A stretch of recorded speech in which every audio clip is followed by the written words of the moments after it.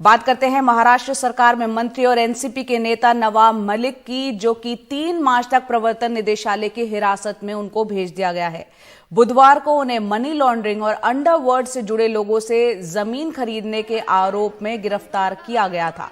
नवाब मलिक ने कहा कि वो झुकेंगे नहीं, लड़ते रहेंगे।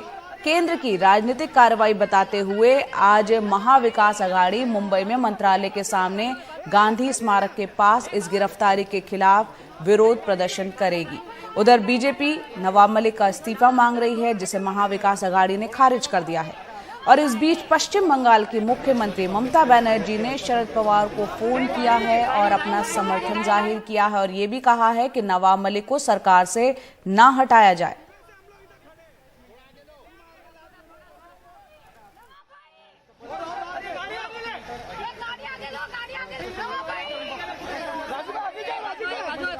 महाराष्ट्र के कैबिनेट मंत्री नवाब मलिक के घर बुधवार तड़के ईडी के अधिकारी पहुंचे।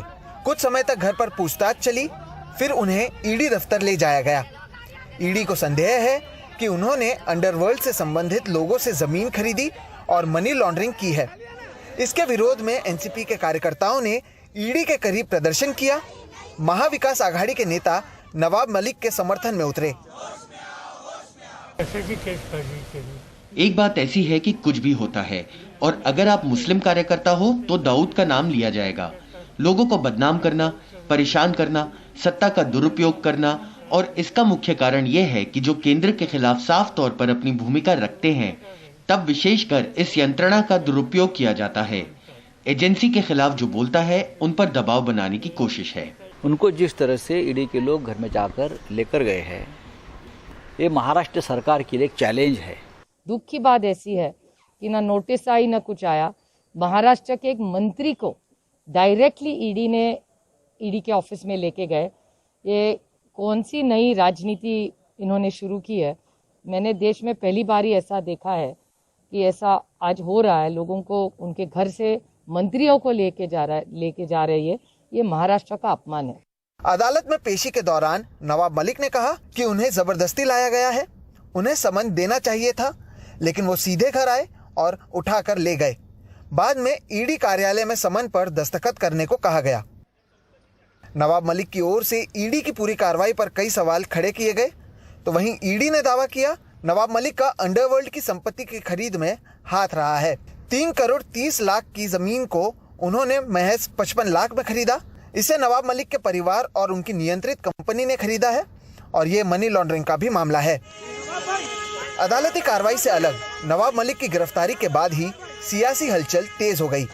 महाविकास आघाड़ी के नेताओं ने शरद पवार के घर बैठक की और उद्धव ठाकरे से भी मिले। ये तय किया गया कि नवाब मलिक से इस्तीफा नहीं लिया जाएगा।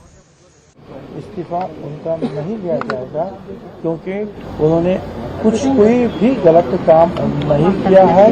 ये सिर्फ उनके ऊपर वो अटैक करते थे, विरोधी पक्ष के ऊपर, इसलिए जो है उनको सजा दी जा रही है। हालांकि ईडी की कार्रवाई के बाद बीजेपी हमलावर हो चुकी है। उसका कहना है कि नवाब मलिक को इस्तीफा देना चाहिए। मंत्री इस्तीफा नहीं देंगे, ये सरकार ने ली हुई भूमिका है। मुझे इस बात का बहुत दुख है। राजनीति का स्तर अगर इतना गिरेगा तो इससे बहुत एक बैड प्रेसिडेंट हम लोग क्रिएट करेंगे कि दाऊद जैसे देश के दुश्मन को मदद जिनके माध्यम से हुई, उनको बचाने के लिए और उनका मंत्री पद बचाने के लिए पूरी सरकार उनके पीछे खड़ी है। मुझे लगता है कि इसका देश को जवाब इस सरकार को देना पड़ेगा। लेकिन महाविकास आघाड़ी इस पूरी लड़ाई को राजनीति और कानून के बीच लड़ने का मन बना चुका है। केंद्र सरकार पर सरकारी एजेंसियों के दुरुपयोग का उसका आरोप पुराना रहा है। हाल ही में संजय राउत ने प्रेस कॉन्फ्रेंस कर केंद्र पर गंभीर आरोप लगाए। नवाब मलिक से पहले महाराष्ट्र सरकार के एक और मंत्री अनिल देशमुख गिरफ्तार किए जा चुके हैं। केंद्रीय जांच एजेंसियों के रडार पर महाविकास आघाड़ी के कम से कम 10 नेता और उनके रिश्तेदार बताए जा रहे हैं। ये मामला अब केवल मनी लॉन्ड्रिंग का ना रहकर केंद्र बनाम राज्य सरकार का होता हुआ नजर आ रहा है और इसलिए पश्चिम बंगाल के मुख्यमंत्री ममता बनर्जी ने भी इस मामले में एनसीपी प्रमुख शरद पवार से बात की है। राज्य सरकार की ओर से फिलहाल केंद्र सरकार को जवाब देने की तैयारी शुरू है और केंद्र बनाम राज्य का यह मुद्दा फिलहाल खत्म होता हुआ नजर नहीं आ रहा। मुंबई से कैमरा पर्सन राजेंद्र दयालकर के साथ सोहित मिश्रा, NDTV इंडिया।